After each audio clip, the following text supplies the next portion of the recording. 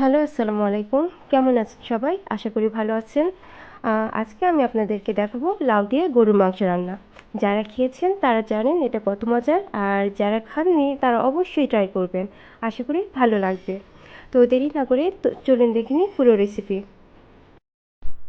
প্রথমে আমি গরুর মাংস খুব ভালোভাবে ধুয়ে নিয়েছি। এখানে আমি 1 কেজির মতো গরুর মাংস নিয়েছি।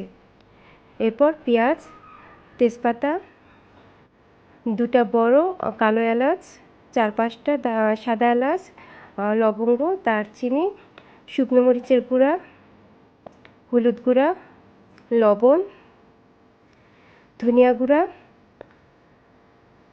আদা রসুন জিরা বাটা, আর পরিমাণ মতো তেল।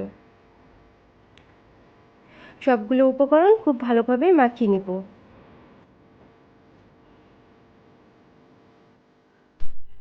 মাখানো হয়ে গিয়েছে, এবার পরিমাণ মতো পানি দিয়ে রান্না বসিয়ে দেব। মাংসটা চুলায় বসিয়ে দিয়ে এরপর আমি বাকি কাজ শুরু করে দেব। মাংসে দেওয়ার জন্য লাউ আর আলু আমি আগে থেকে কেটে রেখেছিলাম, এগুলো এবার কষিয়ে নেব। প্রথমে হাঁড়িতে পরিমাণ মতো তেল দিয়ে এর মধ্যে কিছু পেঁয়াজ ভেজে বেরেস্তা করে আমি আলাদা করে রেখে দিব।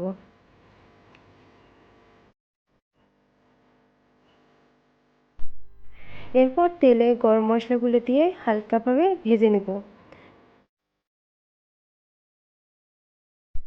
এরপর পেঁয়াজ কাঁচামরিচ কুচি দিয়ে আবার খুব ভালোভাবে ভেজে নেব। পেঁয়াজ কাঁচামরিচ ব্রাউন কালার হয়ে আসলে এর মধ্যে আমি দিয়ে দিব হলুদ গুঁড়া, লবণ, ধনিয়া গুঁড়া, আদা রসুন জিরা বাটা। সবগুলো উপকরণ আবারও খুব ভালোভাবে ভেজে নেব। রান্না মজা হওয়ার জন্য মশলাগুলো খুব ভালোভাবে কষানোটা খুব জরুরি। সামান্য পানি দিয়ে আবারও খুব ভালোভাবে কষিয়ে নিব।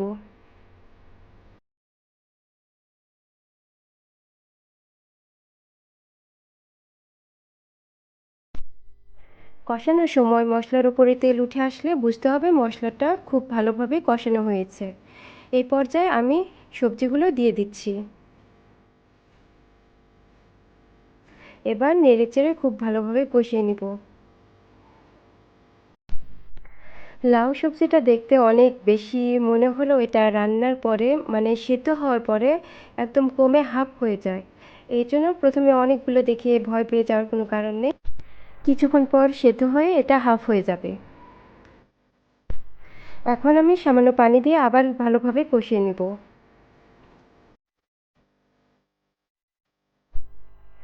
দেখতেই পাচ্ছেন সবজিগুলো সেদ্ধ হয়ে একদম হাফ হয়ে গিয়েছে।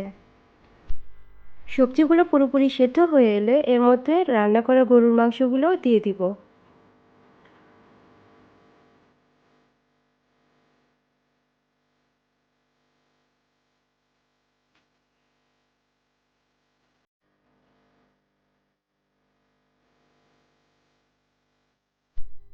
এরপর হালকা নেড়েচেড়ে আপনি যতটুকু ঝোল পছন্দ করেন ততটুকু পরিমাণ পানি দিয়ে দিবেন। আমি ঝোল পছন্দ করি এই জন্য কিছুটা পরিমাণ পানি বেশি দিয়েছি।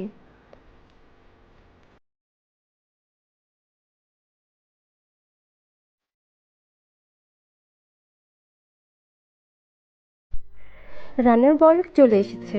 এখন আমি তরকারিটা আর কিছুক্ষণ নেড়েচেড়ে নামিয়ে ফেলবো।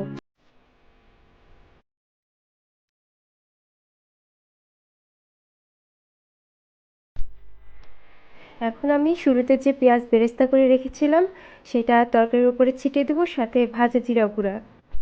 এই দুটো উপকরণ দিলে তরকারির স্বাদ ও ফ্লেভার বহুগুণে বেড়ে যায়। আপনারা অবশ্যই বাসায় ট্রাই করবেন আর আমাকে কমেন্ট করে জানাবেন রান্নাটা কেমন হয়েছে।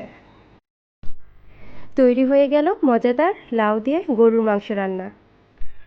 এটা ভাত, রুটি, পরোটা যে কোনো কিছুর সাথে দারুণ লাগে খেতে। আমার রেসিপিগুলো যদি আপনাদের ভালো লাগে তাহলে লাইক, ফলো, শেয়ার দিয়ে পাশে থাকবেন, যেন আমি আপনাদের আরও সুন্দর সুন্দর রেসিপি উপহার দিতে পারি। সবাই ভালো থাকবেন আর আমার জন্য দোয়া করবেন। ধন্যবাদ।